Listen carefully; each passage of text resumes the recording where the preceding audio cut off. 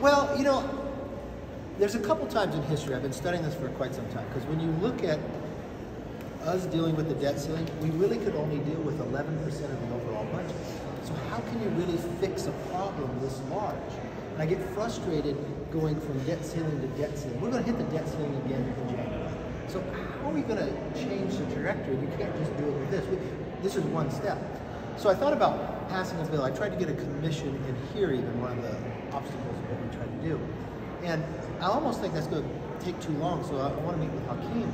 I'm just going to create one as speaker and use bipartisan with the Democrats as well. And if you study the history in America, after World War II, we had a debt with a percentage like we were today. And what they did was, bipartisanly, they created a committee, actually, and it was actually kind of the opposite of the appropriation committee. And they looked at elements all within government to go through.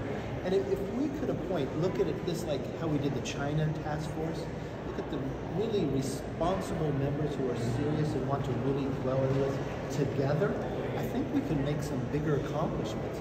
And it doesn't have to be like a debt ceiling every time, but we can take strides, and I believe if we put this together correctly, and if we come out, that can go onto the floor and pass. And I may have to eventually pass a bill, create it like the old BRACs, the base realignment and closure, where you can come up, no amendments, and whatever comes with it, you bring it to the floor itself. You guys have tried to look at it. We've tried, but look, our debt is so big.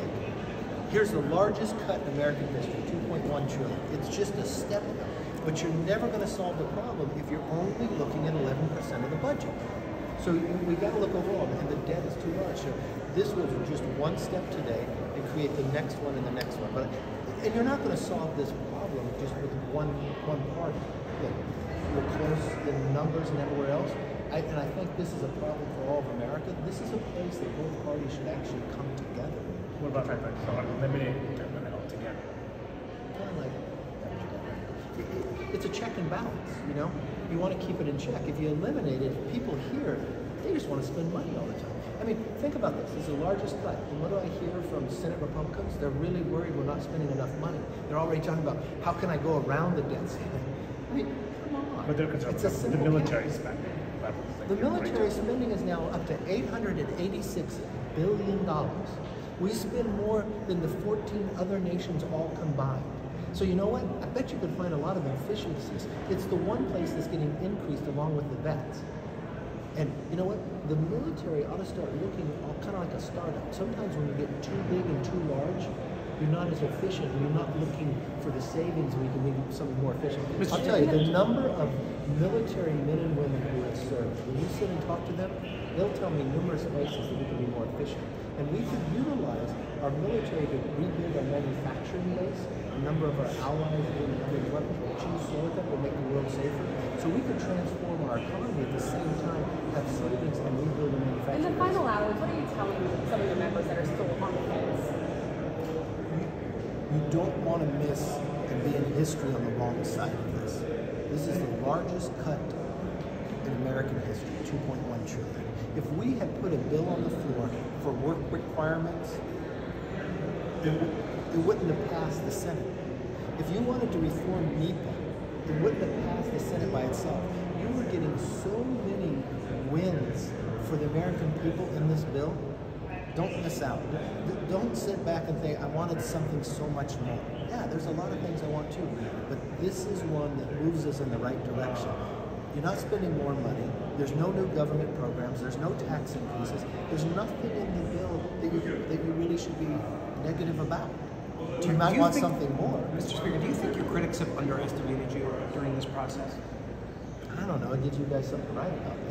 Every time I walk out, you tell me yesterday, are you going to get the bill? Are you going to be thrown out? I kind of like it. It gives you guys worried every day. Do you think you'll get 150 Republican votes? Look, I haven't set any number. I know Jeffrey tried to set a number for us. I think we're going to do quite well. But with the majority, you're confident with the majority? Yeah. Well, what happens in these two, remember, if you study the history of any time agreements come together, then both sides are going to vote for it. And as one side comes on, other sides pull off and say, oh, I don't need to. You know, there are going to be more people that want this bill to pass than who vote for it today. Do you think that's you'll get Democratic votes on the rule also? No. rules. Have you talked to them yet about it? Look, I stay in communications with people all the time. Just working on it. Because you were worried yesterday was going to pass the rules committee. I was worried. You guys were worried too. Did I ever look like I was worried? I'm just wondering what all you are going to do tomorrow. You move to the Senate? Cover this commission that Are you going to miss us every day? Oh, yeah. No, I got to get on the road. I've been here too many days. On the commission that you mentioned earlier, wanting to start, back in February, you seemed against forming some sort of commission to Well, take a this look is at what I was spending. opposed to. I was opposed to the idea to just lift the debt ceiling and say some commission will handle the problem in the future. I'm not opposed to a commission that can look at everything and be serious in the process. I'm opposed to the idea of just using the commission to raise the debt ceiling and not changing the direction. Right now, we're changing the direction. I actually tried to put this commission into the debt ceiling for going forward. Actually talked to the president about this early on, later too, because you cannot solve the problem by just looking at 11% of the budget. You've got to have the full picture to be able to look at it. From mandatory to discretionary, we've got to just have an honest conversation with America, and you've got to be honest that you're not going to be able to pass it by one party. And this is a problem for all of America. So why don't we be adults about it? Why don't we sit in a room together? Why don't we have honest discussions and come together and get some real reforms that we're not going debt ceiling to debt ceiling. The debt ceiling's coming January 1st, 2025. It's going to be here. So why don't we get ahead of it? Why don't we look at a bigger picture instead of just looking at small parts of the budget and be able to really capture something bigger? You mentioned the defense spending. There's already some Senate Republicans that are talking about a Ukraine supplemental to get outside of the parameters of this agreement. Do you think that has a future in the House? Is that something you'd support? Look, I want to be very clear. Defense, we put up to the president's number. It got increased. Anytime someone wants to look at a supplemental, you've got to have a reasonable rationale. When it comes to defense, I think we'd all look at it. If there's a risk to America, we're never going to have America fall back on that. But you've got to have a reason why you're going to look at that. This sets the ability to continue to grow. And just like any Congress, you have to prioritize. So what we do every year, how much money do we have to spend, like any household, and you prioritize. Defense is a high priority for it. But I'd also say, as it's how much we're spending in defense, is any of it wasted? So we got to look at every single department. We know where there's waste. Is their procurement process working correctly? Can we do things faster? Do you have to spend as much?